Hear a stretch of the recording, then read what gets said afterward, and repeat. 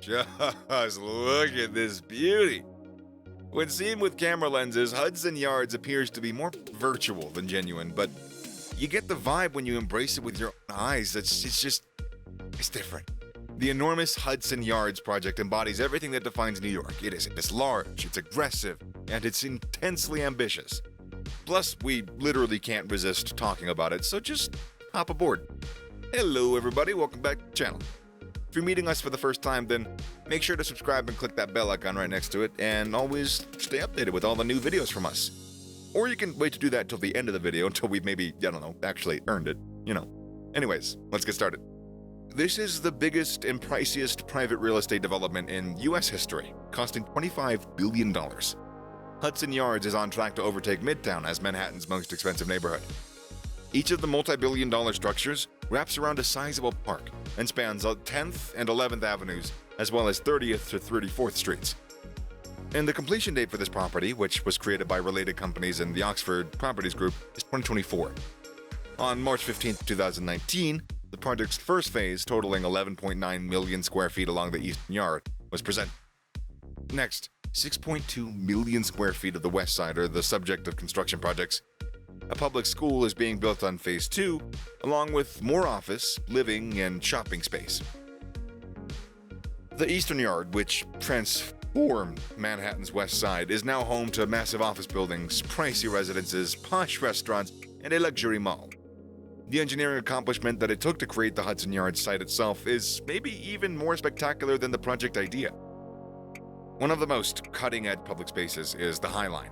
Although it was abandoned in 1980, Manhattan's West Side once had an elevated freight train.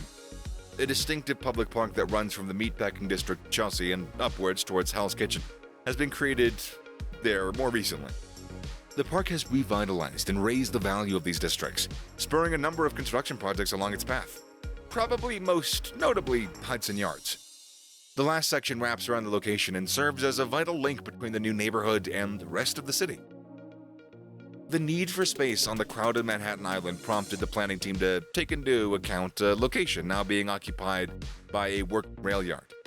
The open area above the yard has been made available for development by creating 2 platforms above it. 300 cast irons sunk down into the New York bedrock between the railroad rails, providing support for the platform on the Eastern Yard. The weight of the Eastern Yard platform alone is 35,000 tons, and the completion is expected in 2016. The platforms are not just plain concrete slabs, rather they must adapt to new spaces they produce both above and below them. In many places, trees will be planted on their surface, therefore soils have been designed to offer drainages and nutrients. In order to prevent the trees from being overheated by heat from the railway yard below, there's also a stormwater storage tank and a system that pumps cooling through piping in the slab. Industrial fans will be utilized to increase circulation and cool the area down, since temperatures down there might get as high as 65 degrees Celsius. On its platforms, the Hudson Yards construction creates a strong, distinct site that starts to rise upward. Bill Peterson of Cohn Peterson Fox Associates designed 30 Hudson Yards, which is at the center of the complex. Next door is the opulent 35 Hudson Yards skyscraper by David Childs in Skidmore, Owings, and Merrill. There will be high-end residences, a 5-star hotel, a spa, and additional office space. This residential skyscraper is going to be the highest one on the property at 304 meters. The development's northwest corner is anchored by the 55 Hudson Yards building across the street. Its 10th story will have a lovely open deck. The first residual building to open is 15 Hudson Yards. It tapers to a height of 277 meters, and it was created by Diller Scofidio, Renfro, Rockwell Group, and Ismail Leva Architects. Currently, it appears to be the last outburst of our engineering excellence, alluring, sleek, and substantial. It is the home of some exquisitely provocative art, but at its core, it's a massive gift of urban space to the world's elites. So what do you think? Are you in a state of amazement now?